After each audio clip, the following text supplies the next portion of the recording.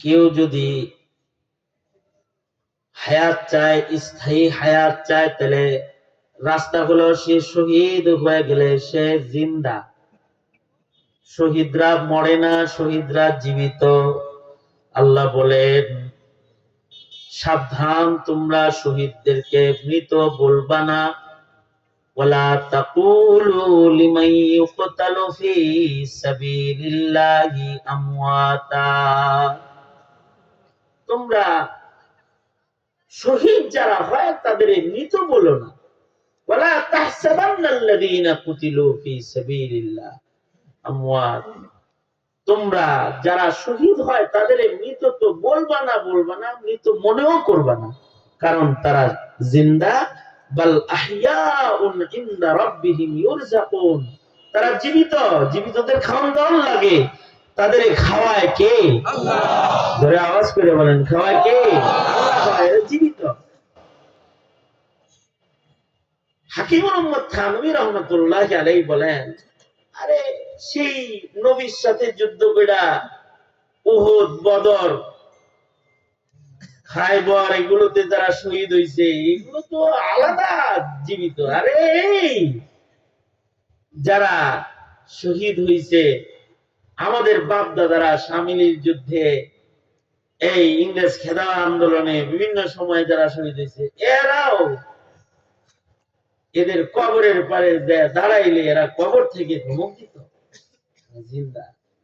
হাফিজ জামিন শহীদ রহমতুল্লাহ আলাইহি, ওনার কথা হাকিম মুহাম্মদ থানভী রহমতুল্লাহ আলাইহি খুতবাতে জুমার ভেতরে আলোচনা করছেন যে এক লোক হাফিজ জামিন শহীদ রহমতুল্লাহ আলাইহির কবরের পারে দাঁড়ায়া ইসালে সওয়াব করতেছে। আমরা গুরুস্থানে গেলে ইসালে সওয়াব করি না?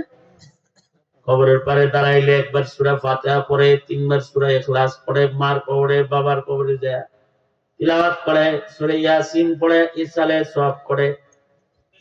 এক লোক হাফিজ জামিন শহীদ রহমতুল্লাহ আলাইহির কবরের পারে দাঁড়ায়া কোরআন মাজিদ পড়তেছে, আর কবর থেকে জামিন শহীদ চিল্লায় উঠছে। জামিন শহীদ বলে, কিরে, আমার কবরে দাঁড়ায় দাঁড়ায় কোরআন পড়তেছিস, তোর কারণে আমার ডিস্টার্ব হইতেছে, কারণ আমি মরা না, আমি জীবিত, আমি শহীদ। मैं शहीद हूँ, मैं जिंदा हूँ, मैं हाफिज हूँ, कुरान करीम तिलावत कर रहा हूँ। আমি শহীদ, আমি জিন্দা, আমি নিজেই কোরআন শরীফ পড়তাছি, তোরটা শুনবো না, আমি পড়বো। যা যাও, কিসি মুর্দার पर जाके तिलावत करो। যাও কোন মাইয়িতের কবরে দাঁড়ায় তিলাওয়াত করো, আমার কবরে দাঁড়ায় তিলাওয়াত করতেছে না। আল্লাহু আকবার। জীবিত শহীদ। বালাকোটে ইসমাইল শহীদ রহমাতুল্লাহ আলাইহি নবীজির ইজ্জতের জন্য জীবন দিয়েছিলেন।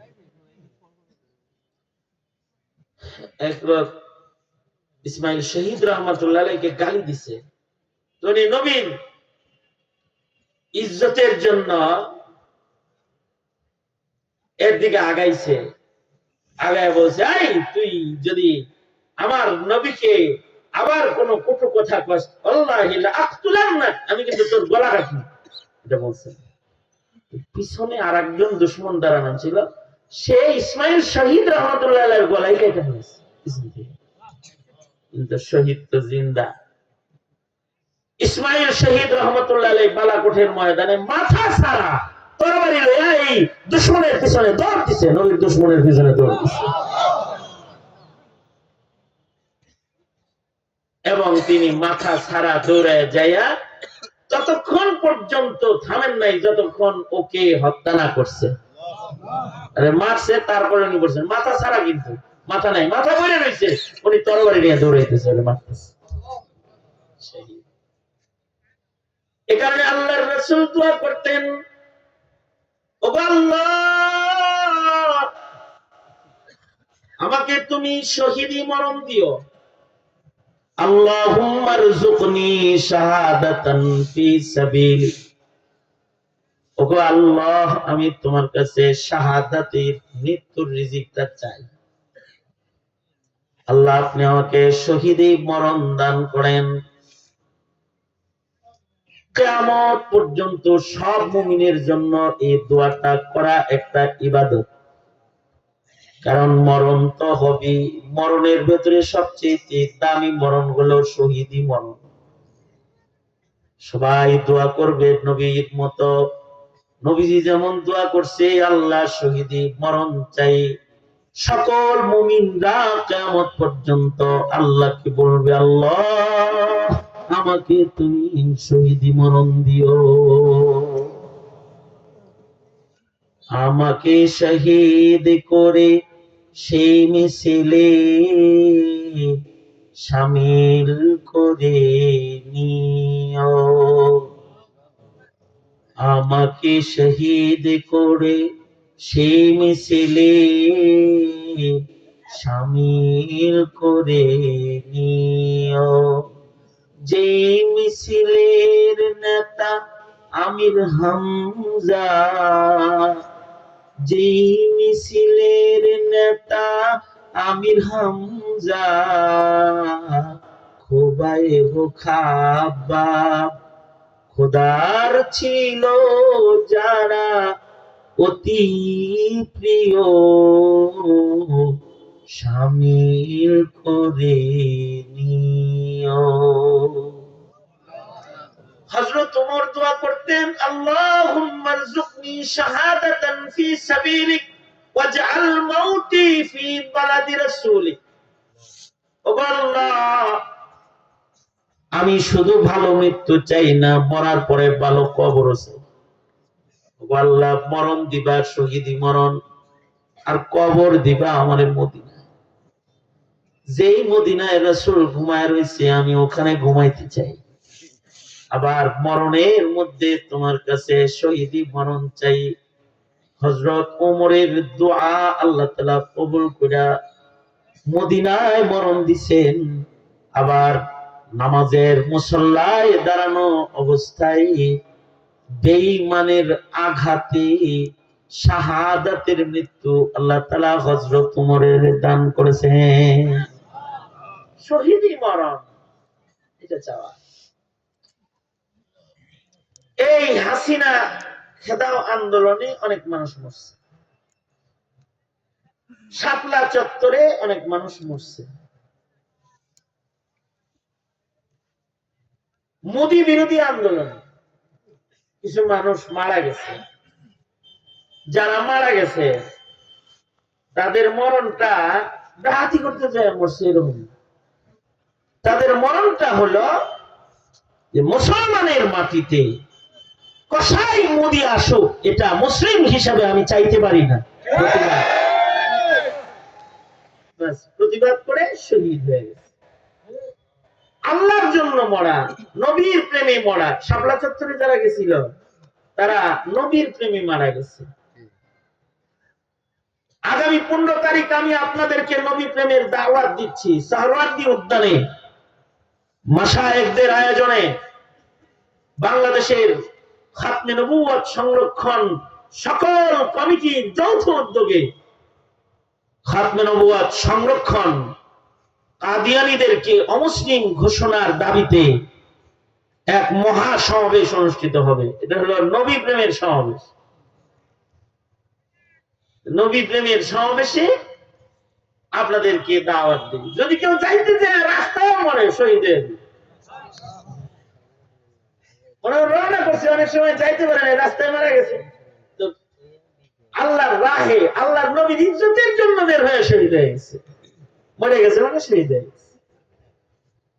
উচিত তো রাস্তায় যাইতে যায় মরে যাওয়া না, উচিত হলো ঢাকা শহরের রাজপথে সকল মুসলমান দাঁড়িয়ে বলবে, আমার গায়ে রক্ত থাকতে কাদিয়ানীদেরকে মুসলিম হিসাবে আমি থাকতে দিতে পারি না, হয়তো আমি মরবো, নয়তো নবীর খাতমে নবুয়ত জিন্দা করব।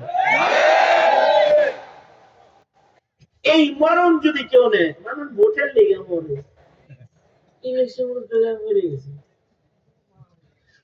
কিন্তু নবীর প্রেমে যদি কেউ মরে, দিনের জন্য যদি কেউ মরে, তাহলে সে শহীদ। যদি কেউ শহীদ হয়ে যায় সে আফজাল মাইয়িত। শহীদরা বিনা হিসাব আল্লাহর জান্নাতে যাবে। আল্লাহর রাসূল বললেন,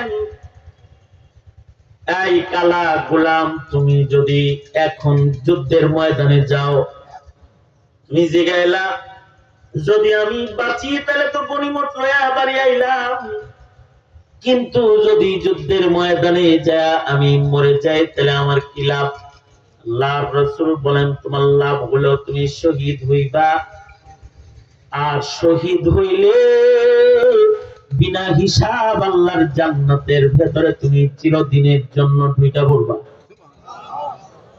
এই কালা গোলামটা কয়, ওগো আল্লাহর নবী, আমি একটা কালা মানুষ, আমার চামড়া কালো, আমি হাবশী, আমার গঠন সুন্দর না। ওগো আল্লাহর নবী, আমি ছাগল চড়াই, আমার গায়ের থেকে ছাগলের দুর্গন্ধ বের হয়। এই কালো গোলাম আর ছাগলের দুর্গন্ধ বলা কেউ কি আল্লাহ তাআলা জান্নাত দিবেন? আল্লাহর রাসূল বলেন, দৌলতে ঈমানের বদলায় মহান রব্বুল আলামিন তোমাকে যে জান্নাতটা দিবেন, এই জান্নাতে তোমাকে ঢোকানোর আগে মহান আল্লাহ তোমার কালো চামড়াকে জান্নাতে সৌন্দর্য দিয়া আল্লাহ তাআলা পরিবর্তন করে দিবেন। তোমার গায়ে যে ছাগলের দুর্গন্ধ আছে, এটাকে আল্লাহ তাআলা জান্নাতে প্রবেশ করানোর জন্য আম্বরের দ্বারাই পরিবর্তন করে খুশবুদার বানায়া, দুলহান বানায়া তোমাকে জান্নাত দিবে। নবীজি, তাহলে আমি গেলাম না যুদ্ধে। কিন্তু নবীজি একটা কথা, এই কথাটা বলার জন্যই ঘটনাটা বলছি আমি। নবীজি, আমার কাছে তো আমার মনিবের কিছু ছাগল আছে, এই ছাগলগুলোর কি অবস্থা? আল্লাহর রাসূল বললেন, মুসলমানের আখলাক এটা অনেক বেশি মূল্যবান। ইবাদত করে আখলাক আগে, খেয়ানত করতে পারবা না। যাও ছাগলগুলো আগে মালিকের কাছে দিয়ে আসো, তারপরে যুদ্ধে যাও। আল্লাহু আকবার। যুদ্ধে যে ইবাদত, কিন্তু তোমার কাছে তোমার মনিবের যে ছাগলগুলো আছে এগুলো আমানত। আল্লাহর নবী এক হাদিসে বলেন, লা ঈমানা লিমান লা আমানাতা লাহু, যার আমানতদারি নাই তার ঈমান নাই। আমানতদারি আছে যার, ঈমান আছে তার। আমানতদারি নাই যার, তার ঈমান নাই। আল্লাহর রাসূল বললেন, যুদ্ধে যাইবা, ইবাদত করবা, কিন্তু চরিত্রটা আগে ভালো হওয়া লাগবে। যাও মালগুলা মনিবের কাছে আগে দিয়ে আস। গোলাম তাই করলো। নবীর নির্দেশে ছাগলগুলাকে মালিকের বাড়ি দিয়ে দৌড়ায় আয়েশা যুদ্ধে শামিল হয়ে গেল। যুদ্ধের ময়দানে সে শহীদ হয়ে গেল। যুদ্ধ শেষে সাহাবীরা যখন শহীদদেরকে কবর দিতেছে, সবাই চিনে, কিন্তু এক গোলাম রে কেউ চিনে না।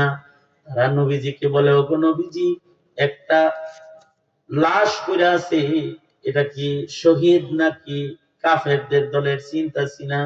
কারণ হলো এই লোকটাকে জীবনে আমাদের সাথে আমরা নামাজের পাই নাই, আমাদের সাথে জিকিরের হালকায় পাই নাই, আমাদের সাথে তিলাওয়াতের হালকায় পাই নাই, আপনার সামনে বয়ান শোনার শ্রোতা হিসেবেও কখনো দেখি নাই, আমাদের সাথে কারোর কোনো পরিচয় তার নাই, তাকে চিনতেছি না, সে কি মুসলমান নাকি কাফের। আল্লাহর নবী বললেন, তাকে আমাকে একটু দেখাও। নবীজিকে দেখানো হইলে নবীজি বলে, চামড়া কালা দেখা কি মনে করছো? ও আমার হাতের মুসলমান, ও আজব মুসলমান। এক ওয়াক্ত নামাজ নাই, আর রোজা নাই, নামাজ পড়ার সুযোগ পায় নাই, রোজা রাখার সুযোগ পায় নাই, কিন্তু ইমানের সাথে আখলাক লইয়া শাহাদাত বরণ করেছে। আমানত গুলাকে মনিবের কাছে পৌঁছে দিয়ে সে যুদ্ধের ময়দানে শামিল হয়েছে। আশ্চর্য, শহীদ নামাজ নাই, রোজা নাই, কিন্তু মহান আল্লাহর ফেরেশতারা আল্লাহর নির্দেশে তাকে জান্নাতে লইয়া যাইতেছে, আমি দেখতে পাইতেছি। এ কারণে আখলাক কিন্তু অনেক দামি। আর এক হাদিসে আল্লাহর রাসূল বলেন, মা মিন শাইইন আসকালু ফি মিজানিল মুমিন, মুমিনের যে মিজান কায়েম করবে আল্লাহ নাকি বলেন, এর ভেতরে আখলাকের চাইতে মিন হুসনিল খুলুক, আখলাকের চাইতে বেশি ওজনদার কোন কিছু মিজানের পালায় খুঁজে পাওয়া যায়। তার মানে হলো কেউ নামাজ পড়েছে কিন্তু তার চরিত্র ভালো না, তার নামাজ হালকা হয়ে যাবে। দুই কারণে মিজানের পালায় ইবাদতের ওজন বেশি হবে। একটা হলো ইখলাস লিল্লাহিয়াত, আর আরেকটা হলো আখলাক, অর্থাৎ একটা বদ আখলাক লোক যার ব্যবহার ভালো না, জবান ভালো না, আচরণ ভালো না, সে 100 রাকাত নামাজ পড়ে। আর যার ব্যবহার ভালো, 100 পড়ে না, সে কিছু নামাজ পড়ে। এই কিছু নামাজ পড়নেওয়ালা আচরণ খারাপ 100 রাকাত নফল নামাজ পড়নেওয়ালার চাইতে আগে জান্নাতে চলে যাবে। এক সাহাবীকে আল্লাহর রাসূল 3 বার বলছেন ও জান্নাতি, 3 দিন বলছেন। সাহাবী কি লেগে হারে রাসূল জান্নাতি বলে, এটা জানার জন্য দিছে। দেখে খুব নামাজ নাই, খুব জিকির নাই, কিন্তু তার একটা আখলাক আছে, গোপন আখলাক। সেটা হলো সে যখন ঘুমায় তখন দুনিয়ার সব মানুষকে মাফ করে দিয়ে ঘুমায়। এ কারণে আল্লাহর রাসূল বলেন, এই তোমরা কি তোমাদের আখলাক ভালো করতে চাও, তাহলে সিলমান কাতাআকা ওয়াফু আম্মান যালামাকা ওয়া আহসিন ইলা মান আসাআ ইলাইক। আল্লাহর নবী বলেন, তুমি যদি চরিত্রওয়ালা হইতে চাও, তাহলে তোমার সাথে কেউ সম্পর্ক ছিন্ন করে তুমি তার সাথে সম্পর্ক জোড়ো। তোমার উপরে কেউ জুলুম করে তুমি তারে মাফ করে দাও। তোমাকে কেউ কষ্ট দেয় তুমি তার উপকার করো। তোমাকে যে কষ্ট দেয় তুমি তাকে কষ্ট দিবে না, তুমি তার উপরে ইহসান করবে। এগুলা হলো আখলাক।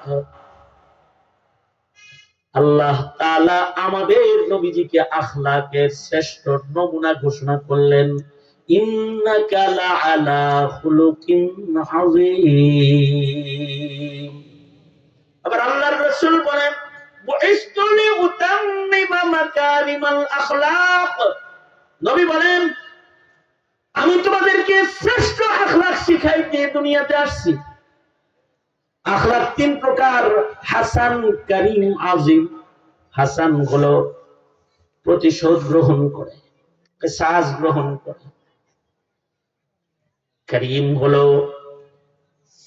শক্তি আছে কিসাস গ্রহণ করার, কিন্তু কিসাস গ্রহণ না করে মাফ করে। তাহলে হাসানের কি দরকার নাই? না, হাসান আখলাকের দরকার আছে। কিসাস যদি গ্রহণ না করা হয় তাহলে অন্যায়ের সাগর বয়ে যাবে। কিন্তু আমাদের তো বিচার আছে, কিন্তু কিসাস নাই, হাসান নাই, উত্তম বিচার নাই, জুলমের বিচার আছে। অপরাধী মুক্তি পাওয়া যায় আর নির্দোষের গলায় ছুরি বসে যায়। ইনসাফটা নাই।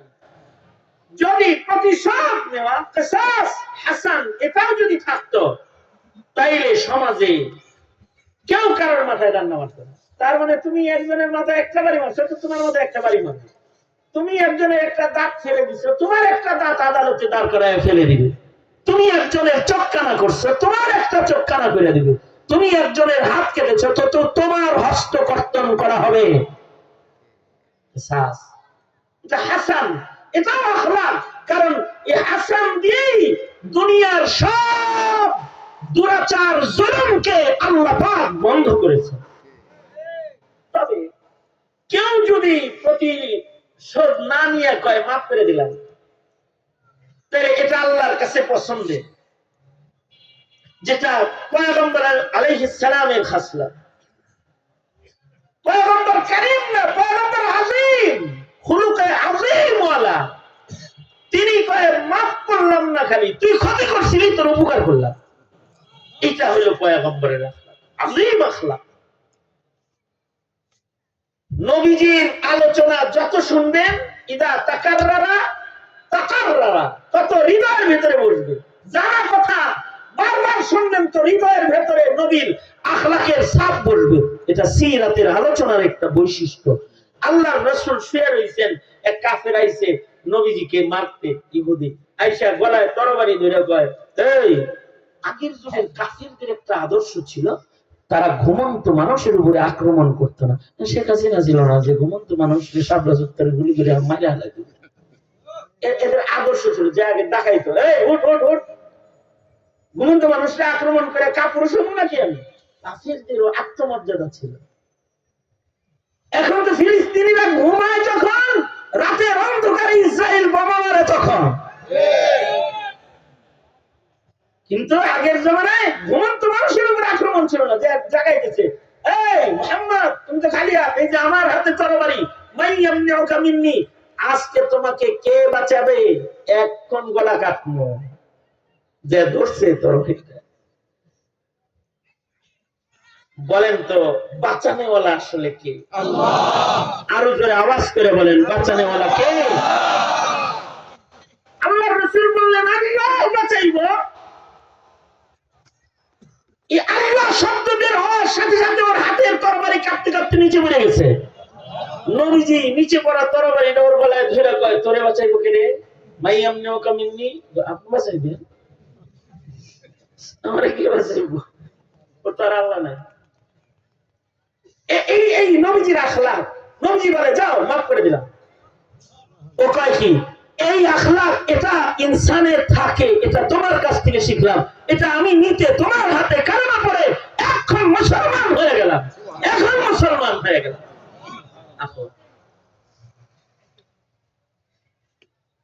আল্লাহর রাসূল সাল্লাল্লাহু আলাইহি ওয়াসাল্লাম মসজিদের ভিতরে বসে রয়েছেন। একজন গ্রাম্য বধূ আসছে নবীজির কাছে। আয়েশা নবীজির মসজিদে দাঁড়ায় দাঁড়ায় পেশাব করে দিচ্ছে মসজিদের ভিতরে।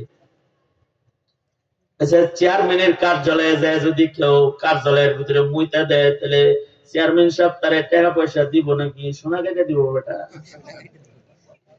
মোতারার জায়গা পাইছে না, চেয়ারম্যানের কার্যালয়ে যায় মুইতে দিচ্ছে।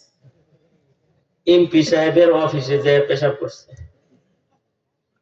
এমপি সাহেবের কার্যালয় মন্ত্রী সাহেবের কার্যালয়ের চেয়ে কি মসজিদে নববীর কম দাম মনে করছে?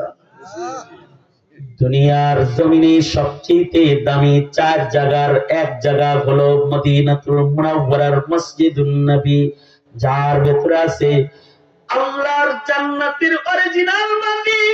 রাসূল বলেন মা বাইনা বাইতি ওয়া মিম্বারি রাউযাতুম মিন রিয়াদিল জান্নাহ। নবীজি বলেন আমার ঘর আর আমার মিম্বরের মাঝখানের জায়গাটা হলো অরিজিনাল জান্নাতের মাটি।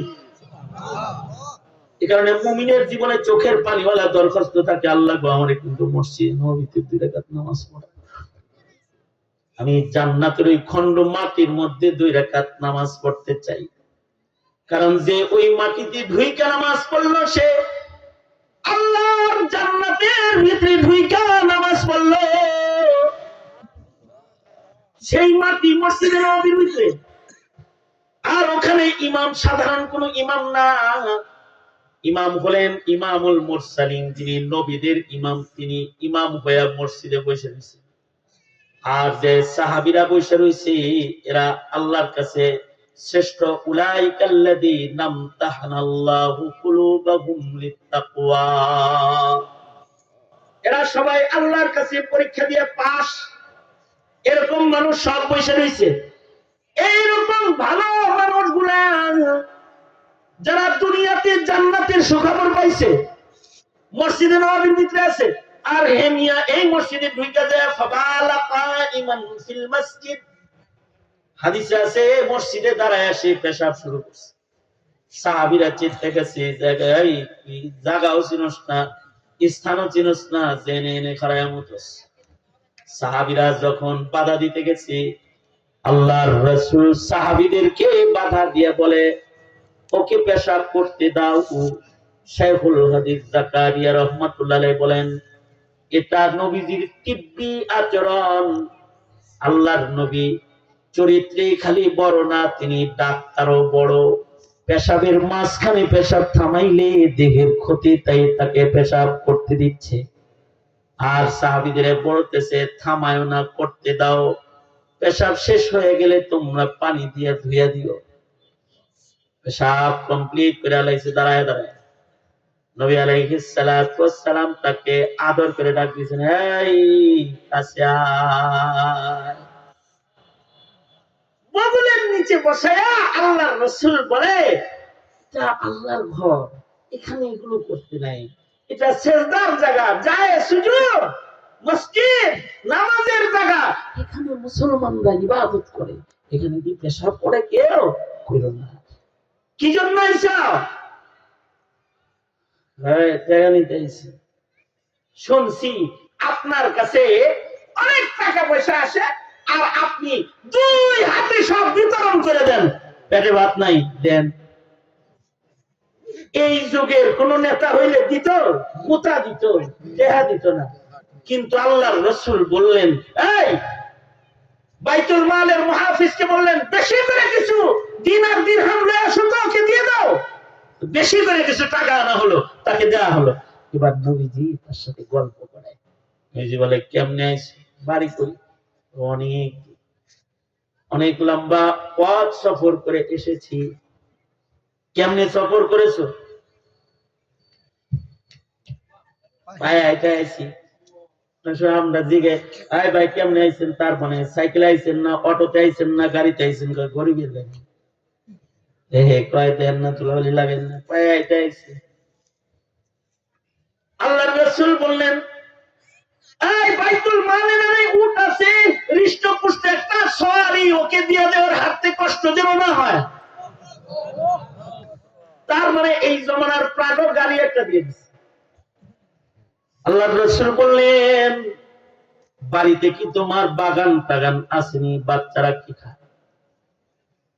আমি পেটে বাতে ইনসান, কাজ করলে পয়সা কামাইলে খায়, বাচ্চারা না পাইলে না খায় দিন কাটায়। আল্লাহর নবী বললেন, বাইতুল মালে না কিছু ছাগল আছে, কিছু ছাগল ওর বাচ্চাদের জন্য হাদিয়া দিয়ে দাও, ওগুলোর দুধ দহন করে ওরা খেতে পারবে। নবীজি টাকা দিলেন, উট দিলেন, ছাগল দিলেন। এলো কয়, আমি কালেমা পড়া আপনার এই আখলাক শিখতে চাই, আমরা মুসলমান। নবীজি কালেমা পড়ায়া দিলেন। মুসলমান হয়ে যখন চলে যায়, যার কয়, মুহাম্মদ খালি হাত আইছিলাম, ভরা হাত চলে গেলাম, আজকে খালি হাত আসছিলাম, যাই আপনার কাছে বড়া হাতে আমি আর। লোকটা চলে গেছি, যে নিজের মহল্লায় যায় কয়, তোরা যদি আসলে মানুষ দেখতে চাস, আর মানুষ যদি হইতে চাস, তাহলে মদিনায় একজন মানুষ আছে, যিনি আল্লাহর মনোনীত মানুষ, যার চরিত্র আল্লাহর মনোনীত চরিত্র, যে মানুষের কাছে গেলে মানুষ হইতে পারবি, তার নাম আমার নবী মুহাম্মাদুর রাসূলুল্লাহ সাল্লাল্লাহু আলাইহি ওয়াসাল্লাম। জাহিলিয়াতের এই অন্ধকারে তোরা থাকিস না, চল চল নবীর দরবারে চল। নিজের এলাকায় যে তাবলীগ করেছে, 300 কাফেরকে নবীর কাছে আসার জন্য সে প্রস্তুত করে, এবার ভরা হাত বাহিনী লইয়া রাসূলের দরবারে রওনা করেছে। মসজিদের দরজায় দাঁড়ায়া এবার নবীর ইজাজত চাইতেছে।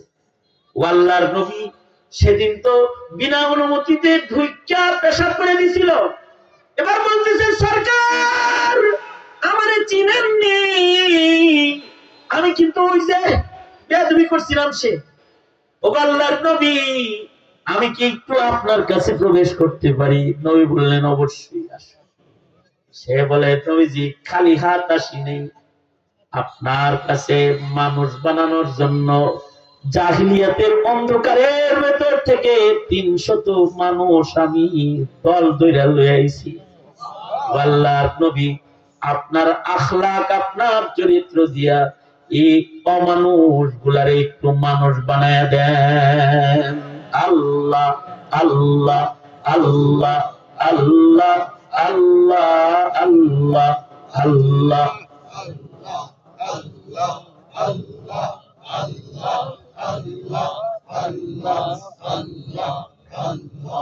আল্লাহ আল্লাহ আল্লাহ আল্লাহ আল্লাহ আল্লাহ আল্লাহ আল্লাহ আল্লাহ আল্লাহ মোহাব্বতে আল্লাহ আল্লাহ আল্লাহ আল্লাহ আল্লাহ আল্লাহ আল্লাহ আল্লাহ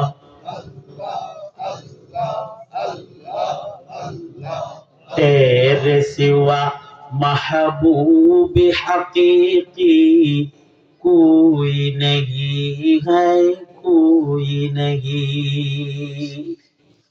तेरे सिवा मौजूद हकीकी कोई नहीं है, कोई नहीं। यादों में तेरे सबको भुला दूं, कोई ना मुझको याद रहे। सब खुशियों को आग लगा दो, खाने दिल आबाद रहे। यादों में तेरे सबको भूला दूं, कोई ना मुझको याद रहे। सब खुशियों को आग लगा दो, खाने दिल आबाद रहे। अब तू रहे बस तादमे आखिर, अब तो रहे बस तादमे आखिर। विर्दे जुबा आए मेरे इलाह, ला इलाहा इल्लल्लाह, ला इलाहा इल्लल्लाह। अरे दुआर पूर्वे तो जोरे जोरे একটু मोहब्बत বলেন লা ইলাহা ইল্লাল্লাহ, লা ইলাহা ইল্লাল্লাহ, লা ইলাহা ইল্লাল্লাহ, লা ইলাহা ইল্লাল্লাহ, লা ইলাহা ইল্লাল্লাহ।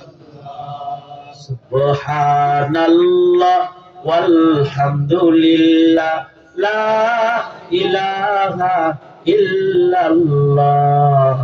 Subhanallah walhamdulillah, la ilaha illallah। Subhanallah walhamdulillah, la ilaha illallah, la ilaha illallah Muhammadur রাসূলুল্লাহ। আমি যেটা বলতেছিলাম, মানুষের চরিত্রের উন্নতি হলো সবচেয়ে বড় উন্নতি, আর চরিত্রের অধঃপতন হলো মানুষের জীবনের সবচেয়ে বড় অধঃপতন। এ কারণে নবীরা আসছে চরিত্র শিখাইতে। শ্রেষ্ঠ চরিত্র আমার নবী মুহাম্মাদুর রাসূলুল্লাহ সাল্লাল্লাহু আলাইহি ওয়াসাল্লাম। নবীজি বলে, তোমরা যদি চরিত্রবান হইতে চাও তাহলে সিলমান কাতাকা ওয়াফু আম্মান যালামাকা ওয়া আহসিন ইলা মান আসাআ ইলাইক। নবী বলে, তুমি যদি চরিত্রওয়ালা হইতে চাও, তোমার সাথে যে সম্পর্ক ছিন্ন করে তুমি তার সাথে সম্পর্ক জুড়ে নাও। তোমার পরে যে জুলুম করে তুমি তারা মাফ করে দাও। কেউ তোমার উপরে জুলুম করছে তারা তুমি মাফ করে দাও। নবীর উপরে জুলুম করছে তাইফে, নবী কয় আল্লাহ আমি ওদের মাফ করছি, তুমি মাফ করে দাও।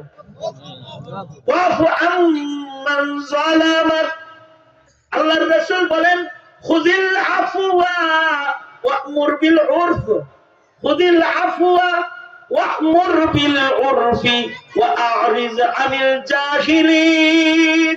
খুযিল আফওয়া ওয়া'মুর বিল উরফি ওয়া'রিজ আনিল জাহিলিন। আল্লাহর রাসূল বলে মানুষকে ক্ষমা করা শিখো, মানুষকে মাফ করে দিবা। যুদ্ধের ময়দানে সাহাবায়ে কেরাম গ্রেফতার হইলো, মাফ করে দেওয়া। সাহাবীরা গ্রেফতার করে আনছে কাফেরদের, ওই যে নবী কইছে দেখে দেখে মাফ করে দিস। কেউ বলছে বুড়া মা বাইতাছে কয় যা তুই মাফ।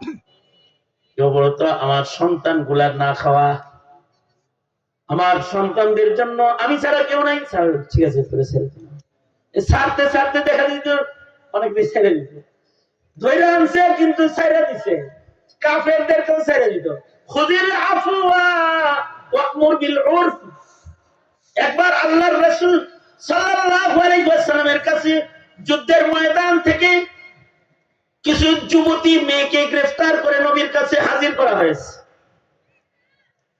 আল্লাহর রাসূল সাল্লাল্লাহু আলাইহি ওয়াসাল্লাম যুবতীদের ভেতরে নজর করে দেখে একজনের গায়ের কাপড় ভালো না। রাস্তাঘাটে দেখবেন সবার কাপড় ভালো, কিছু মেয়ে আছে তাদের কাপড় তাদের বাপ মা এত গরিব যে ব্র্যান্ডের কাপড় কিনে দিচ্ছে ছোট ছোট। এদের সন্তানদের দেহ দেখা যুবকদের চরিত্র নষ্ট হয়, এমন কাপড় কিনে দিছে। বড় লোকের মেয়ে কিন্তু ওড়না নাই, লম্বা কাপড় নেই, বোরকা কিনতে পারে না, তো গরিব মানুষ বড় লোক খালি খাইতে পারে, পোশাক কিনতে পারে না, দিয়ে ছোট ছোট জামা কিনছে, সিরা সিরা কিনছে, যা দিয়ে দেখান যায়। কুখাসলাত, জাহিলিয়াতের খাসলাত। আল্লাহর রাসূলের কাছে গ্রেফতার হয়ে আসছে কিছু যুবতী মেয়ে। আল্লাহর নবী দেখে একজনের গায়ের কাপড় ভালো না।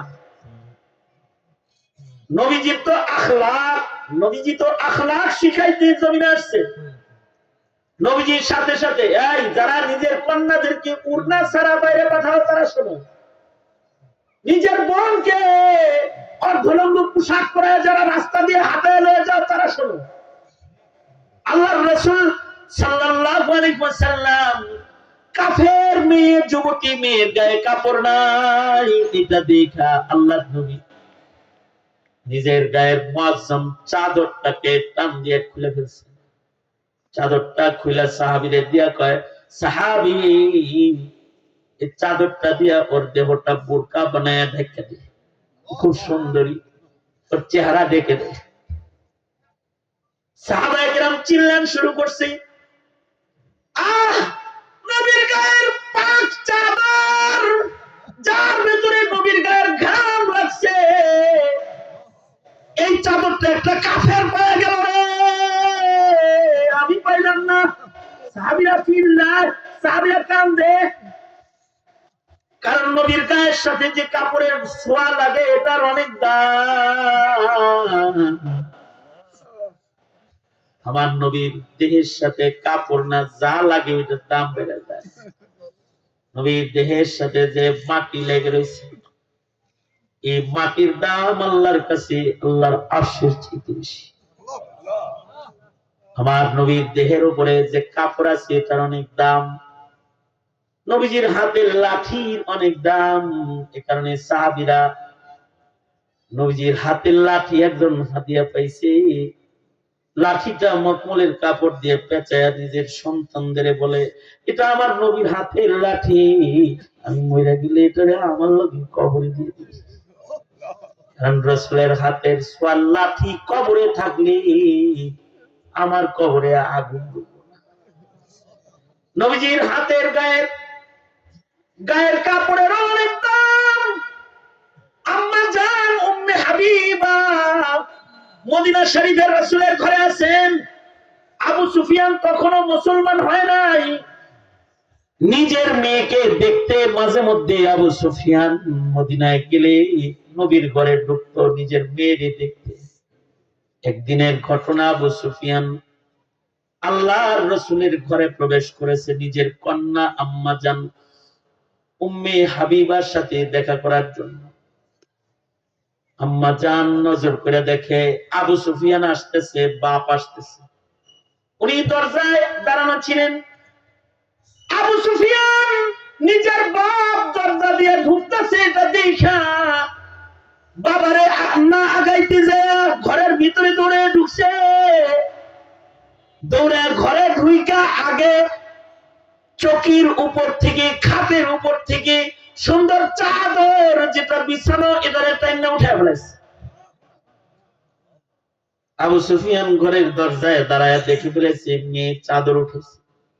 নিজের মেয়ের দিকে তাকায় বলে, মা উম্মে হাবিবা, দেখতে আইলাম আমি তোর বাপ লাগি, আমার কন্যা লাগোস, মায়ায় ফিরে দেখতে আইছি, কিন্তু মা এটা করলি নাকি তুই?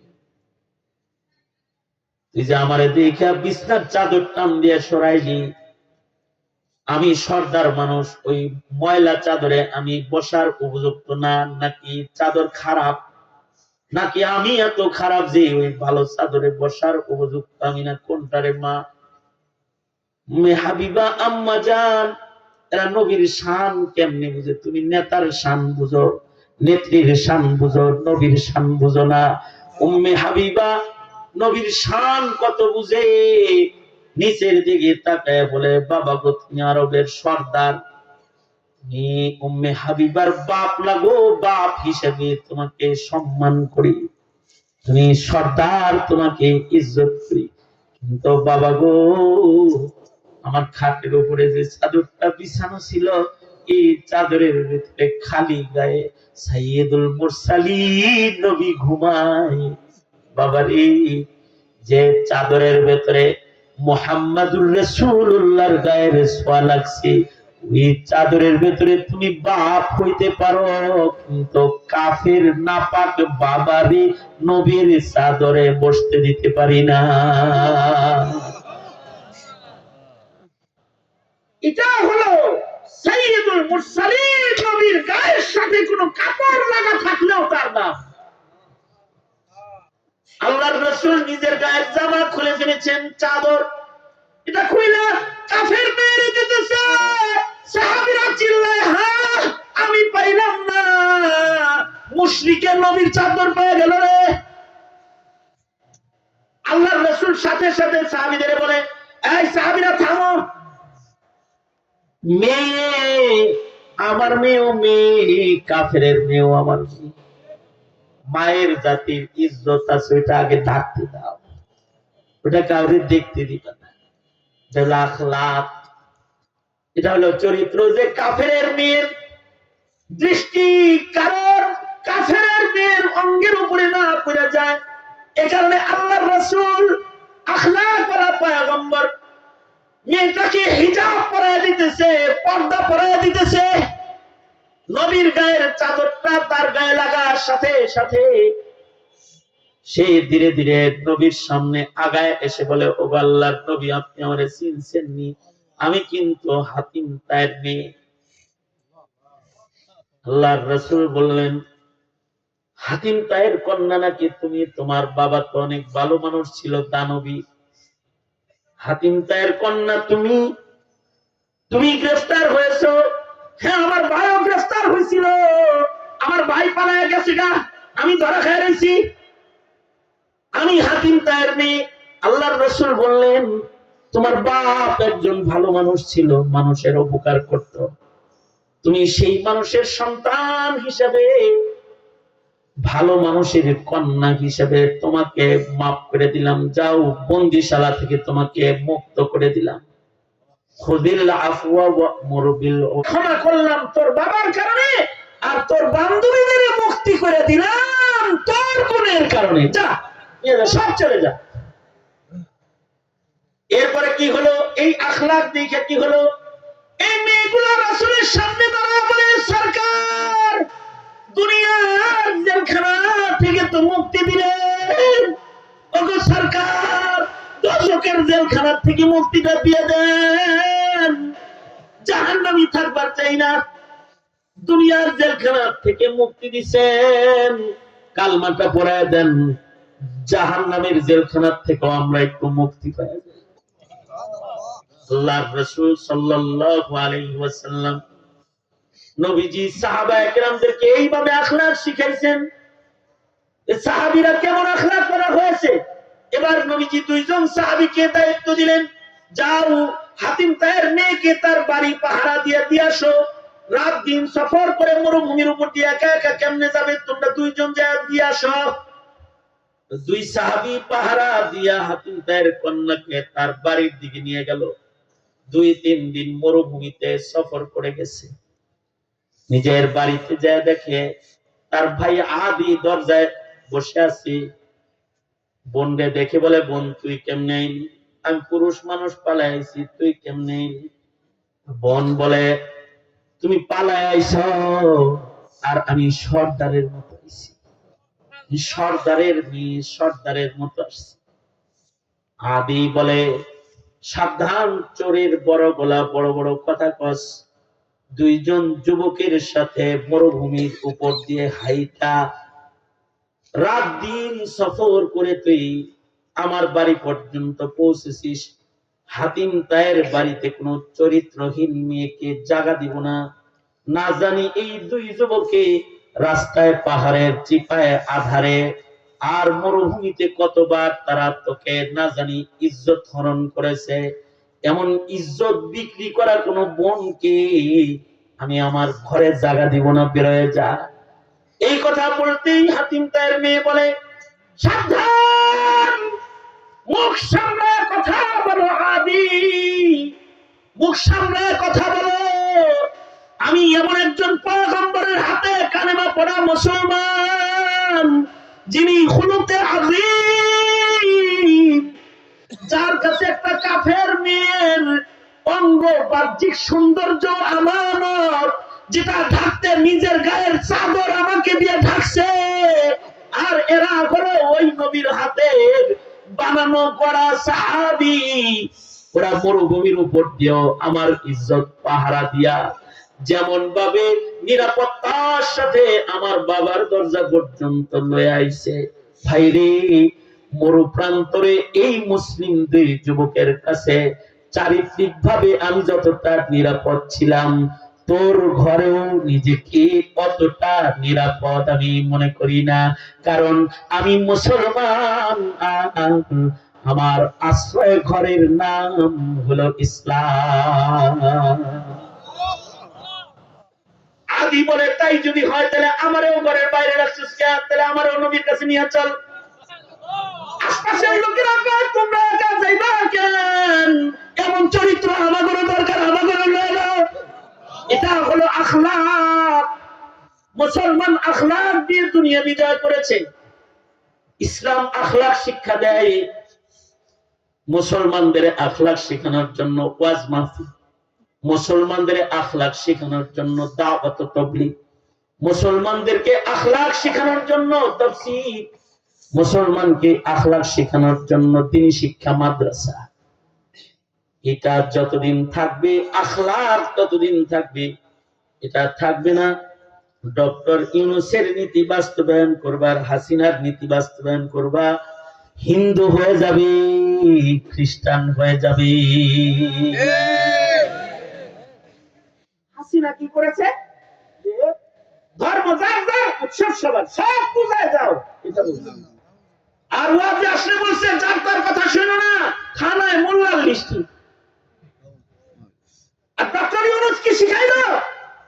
গান শিখায়, প্রজ্ঞাপন জারি করেছে।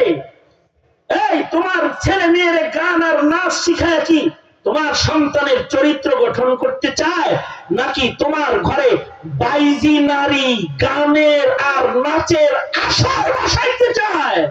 চিন্তা করছো কখনো?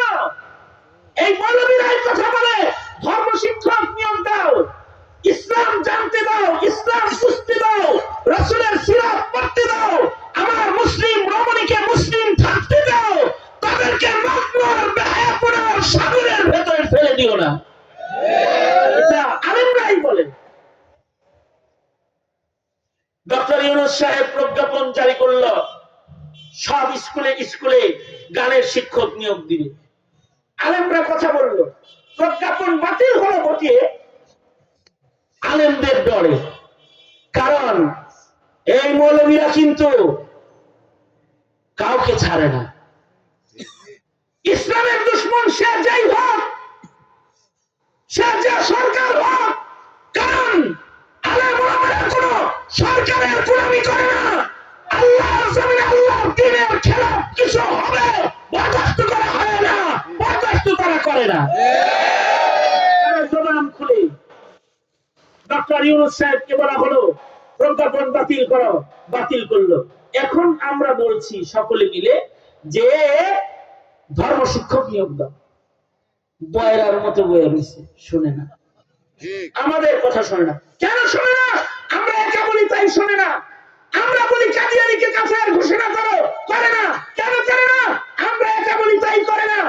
সময় এসেছে, মনে রাখবে, রাজনীতি করো আর যাই করো, মনে রাখবে ইসলামকে যদি রক্ষা না করো সকলে মিলে, ভবিষ্যৎ প্রজন্মকে উলঙ্গ মুশরিক বেহায়াপনার কাজের মধ্যে লিপ্ত ভাবে কালেমা পড়ার মুসলমান ঘরে খুঁজে পাবা না।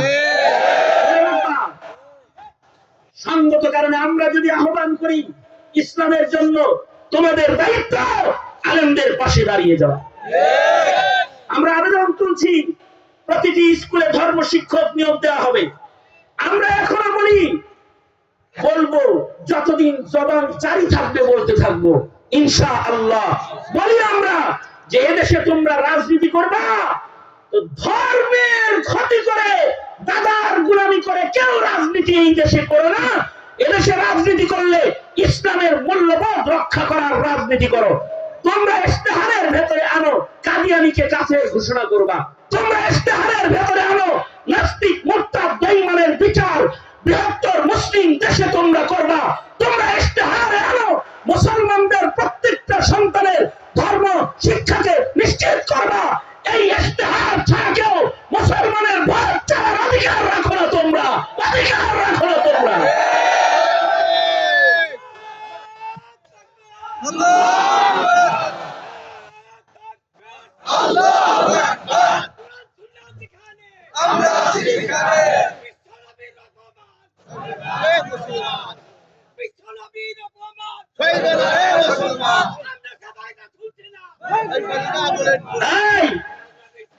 এই বুড়া মানুষটা তকবীর দিয়ে হাত করে তাকায় থাকস, ডানে বামে সামনে পিছনের যুবক কয়েকটা দাঁড়ায় তকবীর দে, নারায়ে তাকবীর, আল্লাহু আকবার, কাফের কাফের, কাদিয়ানীরা কাফের।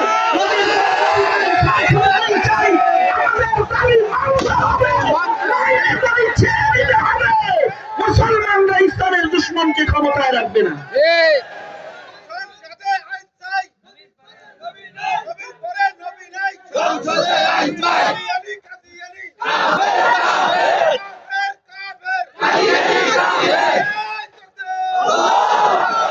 আমার সাথে বলো, কাদিয়ানীরা কি মুসলমান না কাফের? আমি বলবো কাফের কাফের, তোমরা বলবা কাদিয়ানীরা কাফের, কাফের কাফের, কাফের কাফের। নবীর পরে নবী নাই, নবীর পরে নবী নাই। নাস্তিক মুরতাদের বিচার ফাঁসি, ফাঁসি, ফাঁসি চাই। নাস্তিক মুরতাদের ফাঁসি চাই, ফাঁসি ফাঁসি ফাঁসি চাই, ফাঁসি ফাঁসি ফাঁসি চাই। ইনশাআল্লাহ আমরা এই দাবি নিয়ে সামনে বাড়বো। রাজি আছো তো? ইনশাআল্লাহ। আর আমরা বলছি আগামীর বাংলাদেশ ধানাই পানাই তিন শেষ কোরআন সুন্নাহর বাংলাদেশ। আমাদের সন্তানদের ধর্ম শিক্ষাকে নিশ্চিত করতে হবে, ঠিক না? ঠিক করে আবার আমাদের দাবির সাথে আপনারা সকলে একমত আছেন তো? ইনশাআল্লাহ। আল্লাহ তুমি আমাদের কবুল করো। করে আওয়াজ করে চিল্লায় বলেন আমিন। তবে বেসরকারি ভাবে মুসলমানদের ঈমান আর ইসলামের চেতনাবোধ নিয়ে যারা দিন জিন্দা চরিত্র রক্ষার মেহনত করে যায় তারা হলো মাদারেসে কওমিয়া। তারা কওমকে আদর্শ মানুষ বানানোর মেহনত করে যায় বেসরকারি ভাবে নিজের অর্থায়নে কষ্ট ক্লেশের পয়সা। যে প্রতিষ্ঠান তার নাম হলো মাদারিসে কওমিয়া। এরাই হাফেজ পয়দা করে, আলেম পয়দা করে, ঠিক না? ঠিক না? সুতরাং আপনারা বলুন, এই কওমি মাদ্রাসা দরকার আছে না নাই? আরো জোরে বলেন, আছে না নাই? আরো জোরে বলেন, আছে না নাই? এই যে 26টা ছেলেকে পাগড়ি প্রদান করা হলো, ওরা আমাদের ইমাম, ওরা আমাদের নামাজের ইমাম, ওরা আমাদের জানাজার ইমাম, ওরা আমাদের তারাবিহের ইমাম, ওরা আমাদেরকে জায়েজ না জায়েজ বলে দেওয়ার মালিক, ঠিক না? ঠিক না? হালাল হারাম বলে দেওয়ার মুফতি ওরা। এই জাতিকে তো হারাম পথে পরিচালিত করা যাবে না। সুতরাং দরকার আছে না নাই? আপনাদের অর্থে যে এই সম্পদ গুলো হচ্ছে, আপনারা খুশি তো? আমি বেশি সময় দিতে পারবো না আপনাদের কাছে।